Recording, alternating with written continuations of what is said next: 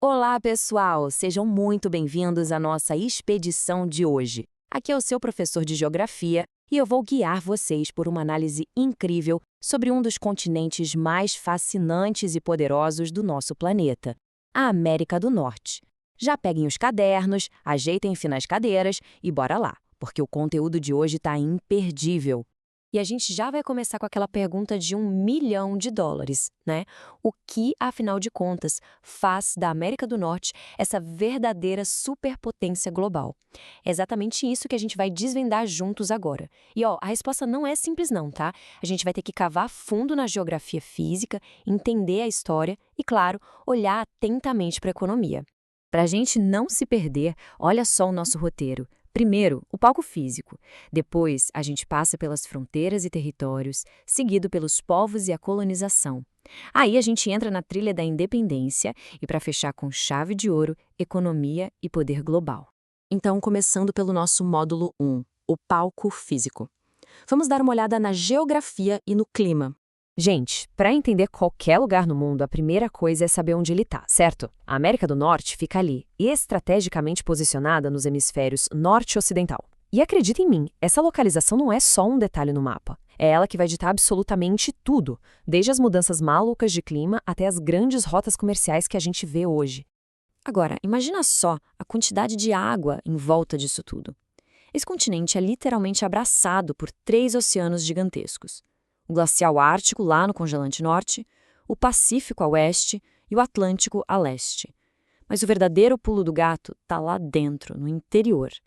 Pensa nos rios imensos, tipo o Mackenzie, o sistema do São Lourenço, a bacia do Mississippi, sem esquecer do Colorado, do Missouri e do Rio Grande. Isso aí não é só água, pessoal. Foram as verdadeiras rodovias da natureza que permitiram explorar, plantar e transportar riquezas para todo lado. E se a gente olhar para a porção oeste, a costa ocidental? Nossa, a coisa fica bem agitada. É uma região geologicamente muito viva, muito agressiva mesmo. A gente está falando de cadeias montanhosas enormes, muita atividade tectônica e até vulcanismo ativo. É literalmente a natureza mostrando quem manda, criando barreiras gigantes, mas também deixando de presente um solo lotado de minerais valiosíssimos. E lembra que eu falei da localização lá no começo? Como o continente vai quase do Equador até o Polo Norte, a variação de clima é um absurdo de grande. A gente tem 3 zonas climáticas principais. Tem a tropical lá no sul, super quente e perfeita para certas plantações.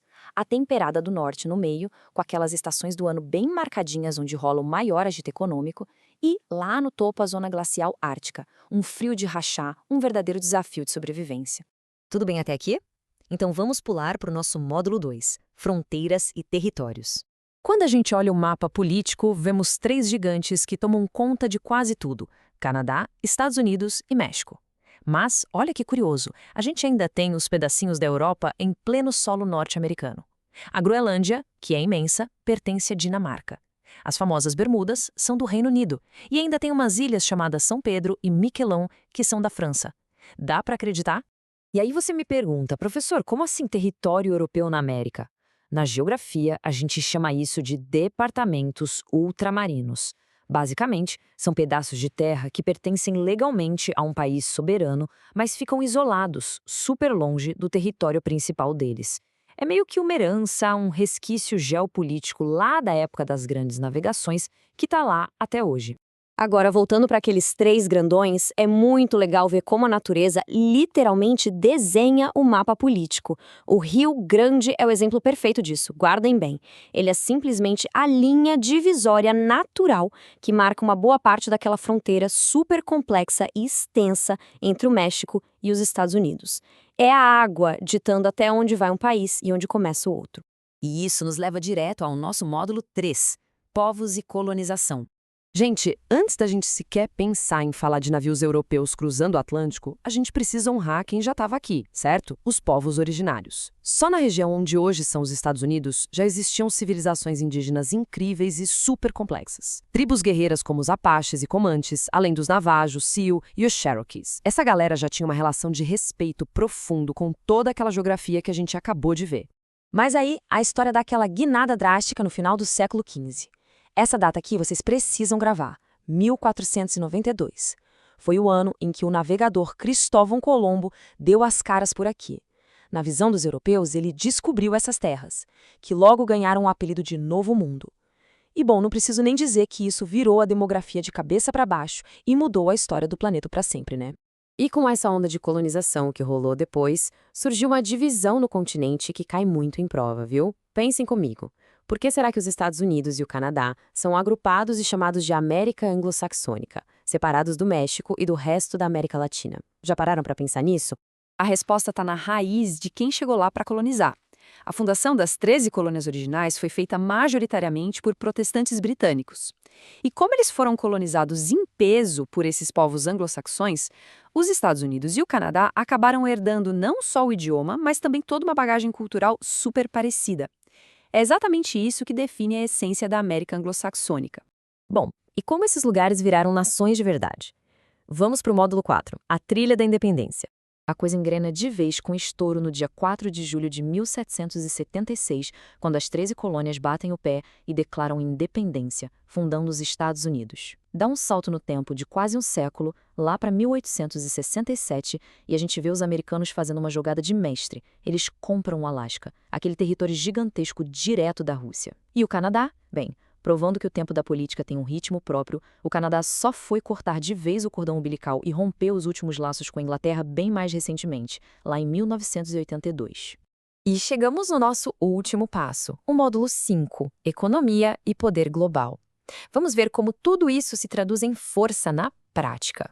Lembram daquelas montanhas e daquele terreno do oeste que a gente comentou lá atrás? Pois é, aquela geologia toda escondia o verdadeiro combustível da Revolução Industrial. O salto absurdo no desenvolvimento da indústria dos Estados Unidos só rolou porque eles tinham minerais de sobra, com destaque gigantesco para o carvão e minerais metálicos essenciais como o ferro e o cobre. Resumindo, a própria terra forneceu energia para impulsionar as indústrias americanas. E juntando essa máquina industrial com aquele território gigantesco, o caminho estava pavimentado. Hoje a gente sabe, os Estados Unidos são uma superpotência inquestionável. E a explicação está aí. Eles conseguem exercer influência simultaneamente na economia, na política e militarmente no mundo inteiro. É um nível de projeção de poder absurdo que encontra poucos paralelos na história da humanidade. Mas olha, para manter essa influência toda, você precisa de instituições fortes do seu lado, né? E aí que entra, por exemplo, o Fundo Monetário Internacional, o famoso FMI. Em tese, o objetivo principal deles é promover a estabilidade econômica e ajudar o desenvolvimento dos países.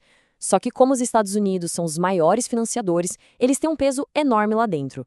Isso permite que eles deem o tom e alinhem muitas decisões globais aos seus próprios interesses. Então, pessoal, para a gente amarrar tudo que vimos nessa nossa aula maravilhosa de hoje, a geografia desenhou o tabuleiro, entregou os recursos e os obstáculos, e a história moldou as sociedades gigantescas que se estabeleceram ali. Sabendo de tudo isso, de toda essa riqueza e infraestrutura constante, fica a minha pergunta provocativa para vocês. Qual será o próximo grande capítulo da América do Norte nesse jogo de xadrez global do século XXI? Quero que vocês pensem muito sobre isso. Revisem as anotações e a gente se vê na nossa próxima aula. Um grande abraço e até lá!